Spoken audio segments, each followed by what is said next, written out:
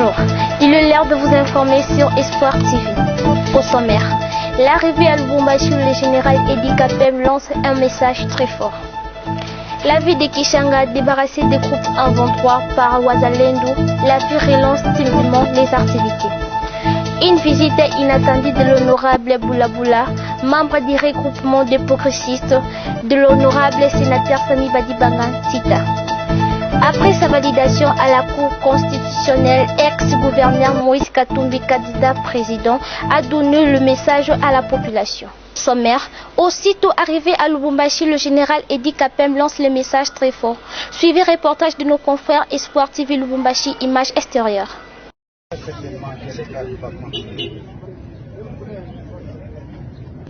Je pense que l'effet de voir avec un moral, ça me rassure d'être dans une situation où il y a contrôle de l'humanité. Ça rassure aussi la population parce que moi je viens participer avec toute l'équipe des forces armées ici à Lubumbashi dans cette province, participer à la défense de la République à travers les frontières des institutions. Et donc, je voudrais que tout le monde me comprenne une fois pour toutes. La mission de la défense, c'est de défendre la patrie. Lorsque nous tous parlons le même langage, nous allons assurer à notre population la paix et la sécurité. Ceux qui ne veulent pas comprendre que la politique, ce n'est pas la défense. Nous devons faire la différence.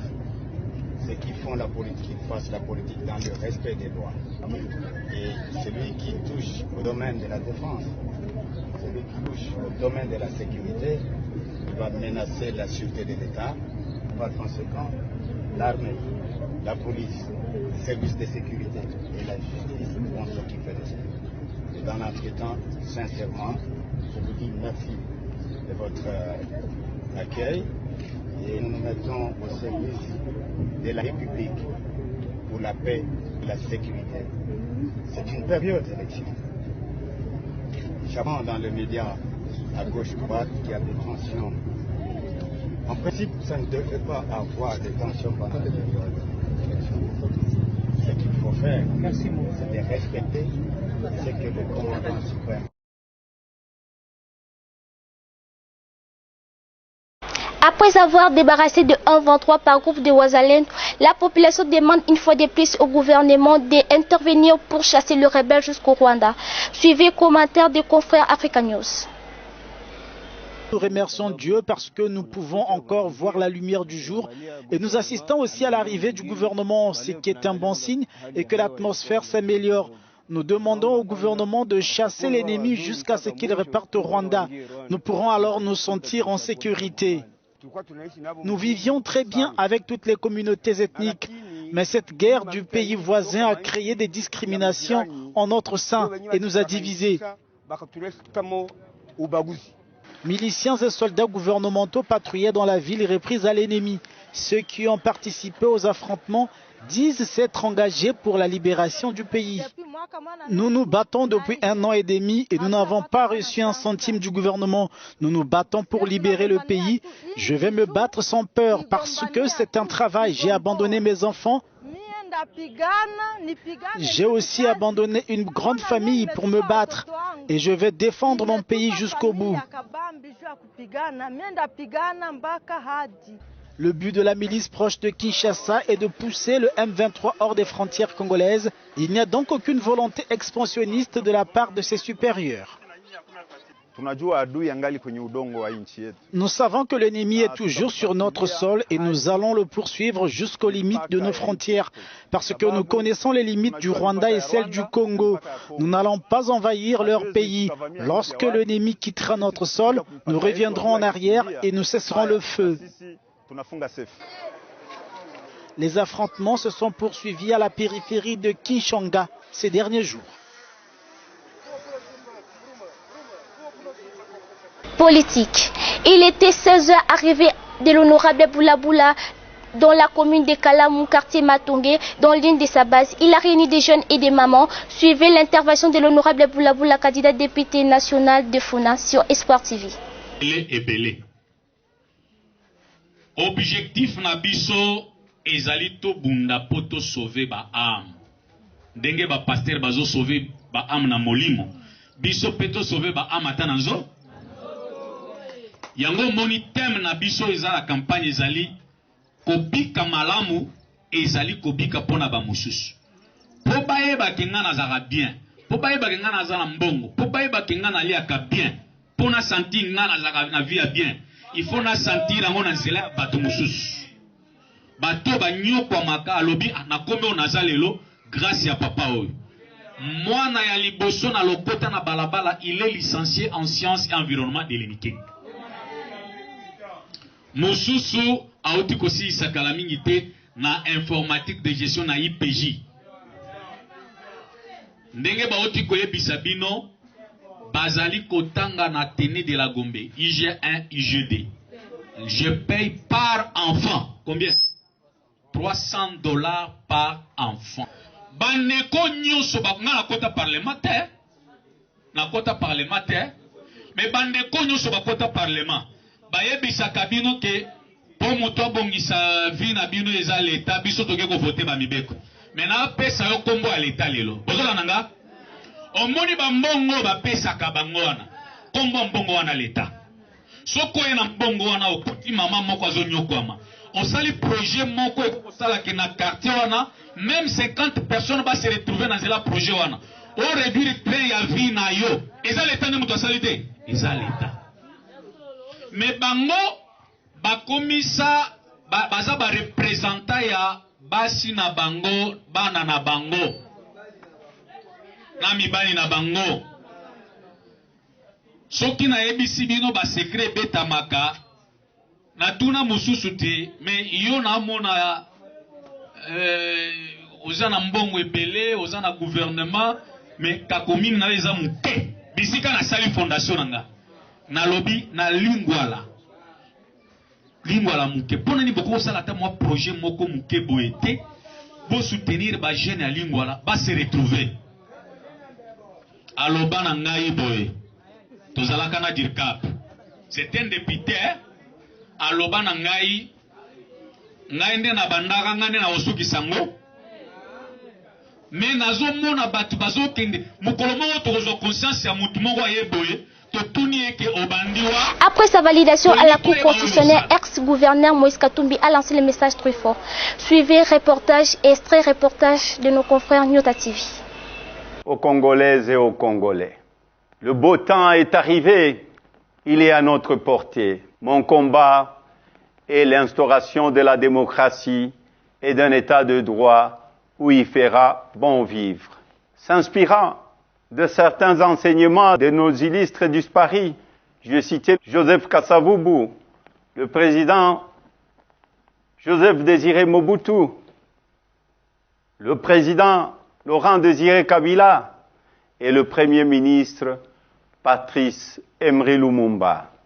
Je soutiendrai qu'il est temps d'écrire ensemble notre propre histoire, une histoire de gloire, de dignité et non d'injustice. Ils nous ont appris.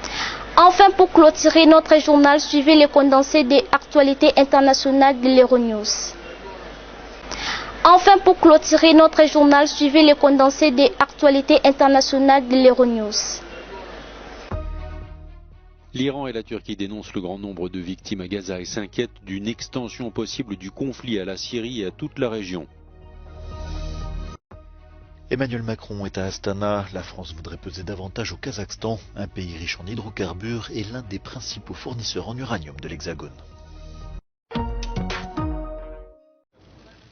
L'Iran menace d'intervenir dans le conflit entre Israël et le Hamas si un cessez-le-feu n'était pas bientôt établi. C'est ce qu'a déclaré le ministre des Affaires étrangères iranien, Hossein Amir Abdollahian, lors d'une visite en Turquie. De son côté, le chef de la diplomatie turque, Hakan Fidan, accuse l'Union européenne de ne pas vouloir entendre parler d'un cessez-le-feu et s'inquiète d'une possible extension du conflit en Syrie et dans le reste de la région. Ülkemizde ağırlamak. Şimdi coğrafi olarak çatışmaların yaygınlaşmasına ilişkin endişelerimiz var. Bunu İranlı kardeşimizle de konuştuk ve kendisi de az önce konuşmalarında söylediler. Bölgedeki başka silahlı unsurların eğer şartlar değişmese çatışmaya müdahil olabileceklerine ilişkin güçlü emareler olduğunu kendisi de paylaştı. Şimdi böyle bir gerçeklik karşısında ateşkes ve barış her zamankinden daha elzem bir duruma gelmiş durumda. Le chef de la politique étrangère de l'Union européenne, Joseph Borrell, insiste sur le droit d'Israël à se défendre et se dit en même temps horrifié du nombre élevé de victimes suite à la frappe sur Jabalia.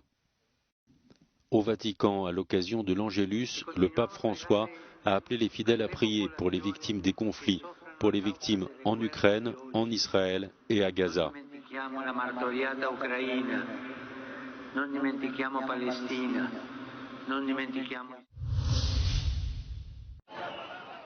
Jabalia, le plus grand camp de réfugiés de Gaza, a été bombardé pour la deuxième journée consécutive. Les autorités du Hamas ont affirmé dans un communiqué qu'Israël avait commis, je cite, un nouveau massacre dans ce secteur du nord de l'enclave. L'État hébreu n'a cependant pas fait d'annonce à ce sujet. Le mouvement islamiste évoque des dizaines de morts, mais la coupure des communications dans laquelle la bande de Gaza est plongée depuis mercredi rend difficile la collecte d'informations. Ce mardi, un autre bombardement avait déjà touché le camp de réfugiés de Jabalia, faisant 50 morts selon le Hamas. L'armée israélienne a pris la responsabilité de cette frappe qui, selon elle, visait un commandant du Hamas, Ibrahim Yarri, présenté comme un des responsables de l'attaque du 7 octobre, qui a fait plus de 1400 morts, essentiellement des civils.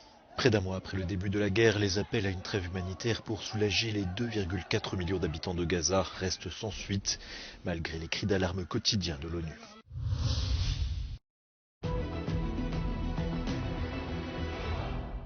According to the latest assessment by the Institute for the Study of War and the Critical Threats Project, as of the 31st of October, Israeli forces advanced into Beit Hanun in the northeastern Gaza Strip to conduct clearing operations and extended their positions along the coastal line in northwestern Gaza Strip. Reuters says the slow-going attack from the north is aimed at securing Israeli forces' flanks. Local media and Palestinian militias claim to engage Israeli forces moving westward south of Gaza City. The aim here might be to cut off Gaza City from the south by threatening Salah ad-Din Road, the main transport artery that runs the length of the Gaza Strip. Cutting it off would effectively split Gaza in two and isolate Gaza City from the south.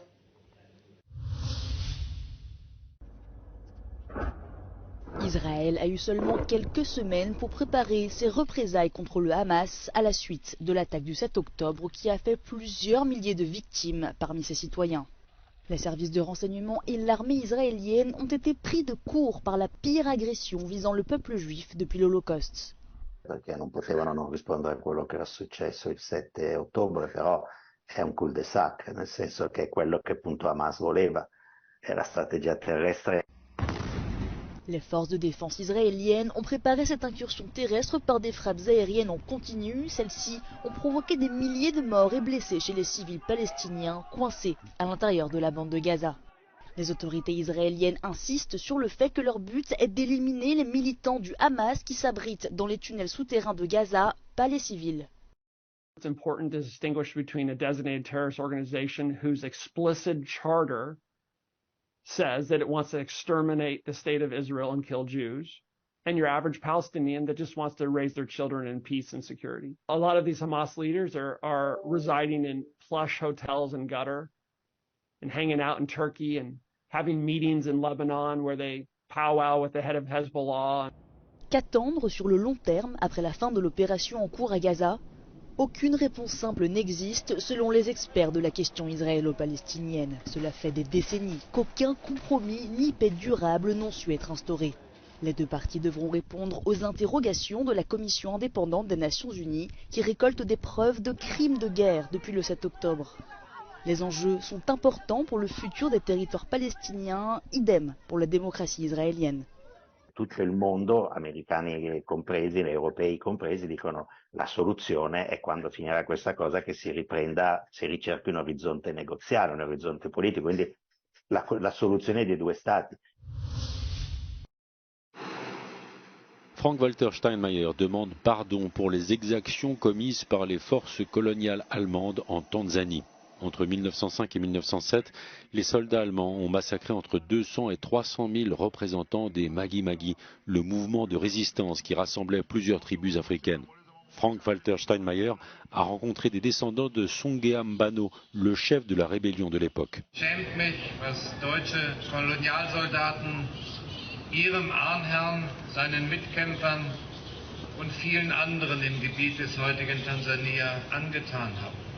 Ich bitte um Verzeihung und ich möchte Ihnen versichern, dass wir Deutsche mit Ihnen nach Antworten suchen werden auf die offenen Fragen, die Ihnen keine Ruhe lassen.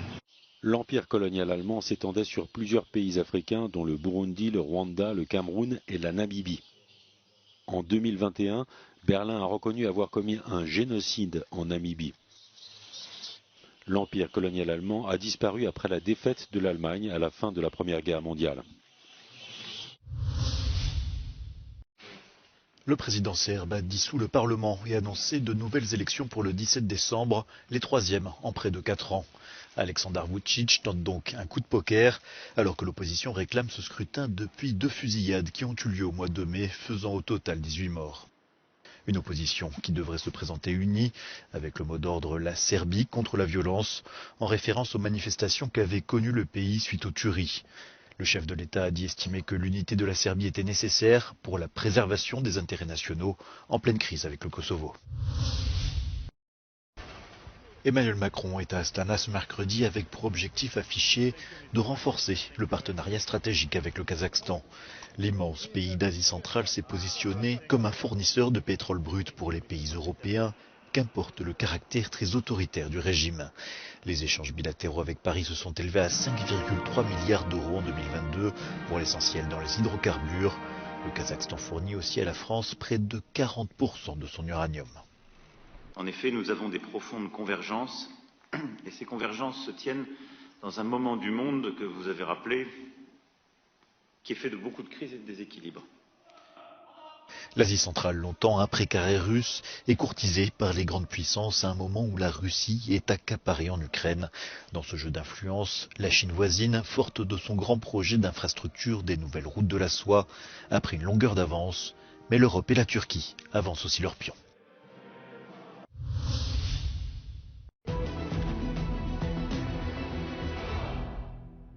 Russian forces continued airstrikes with glide bombs against targets on the west bank of Kherson region amid the intensified fighting in that area. Ukraine's Southern Operational Command reported that during just one day, the 31st of October, Russian forces launched 45 glide bombs at targets in Kherson and Berislav districts.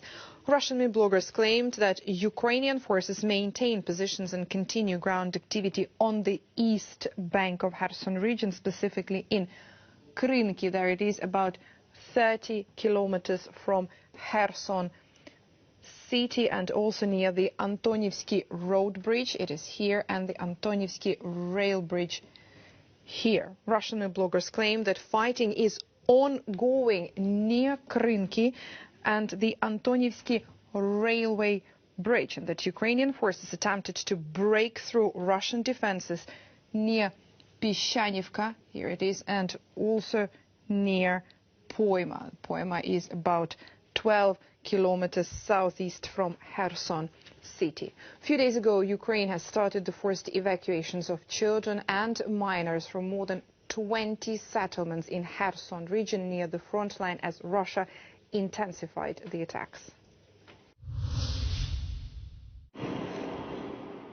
Alors que la recherche des disparus se poursuit, le gouvernement mexicain a annoncé que plus de 3 milliards d'euros seront nécessaires à la réparation des dégâts dans l'état de Guerrero.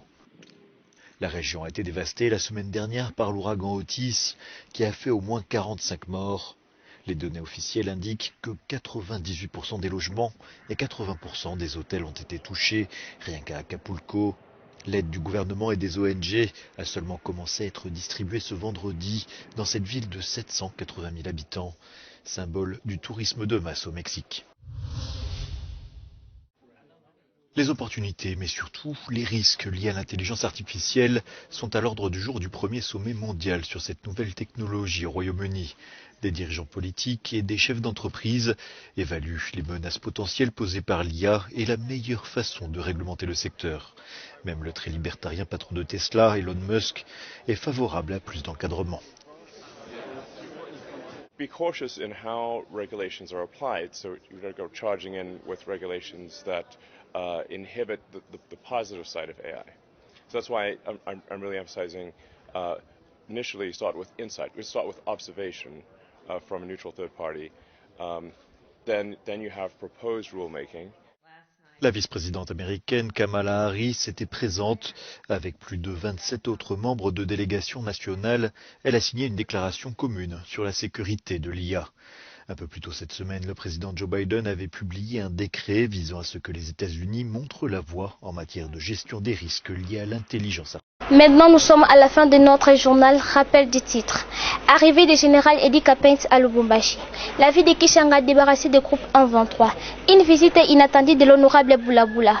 Vous avez suivi extrait de messages du gouverneur Moïse Katumbi dans notre journal.